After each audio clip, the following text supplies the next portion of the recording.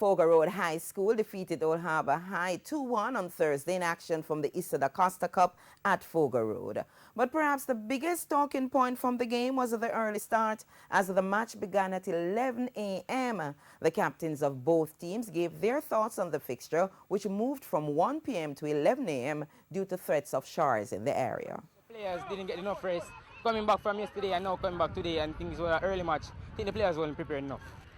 It didn't really affect us because we train in a hot sun, so it didn't affect us. Well, some of us are a bit nervous of our headaches because of the sun still, but it was a good match. Last week, ISA's competitions officer George Forbes revealed the plans to move up matches to 1 p.m. due to the persistent rain and lightning storms that have affected matches across the island. This is the first fixture this season to be played before 12 noon. Meanwhile, in other games on the day, Magotty clipped Lacovia 2-1. It was 1-1 between Belair and the Carteret College, while Mile Gully blanked Mayday 3-0.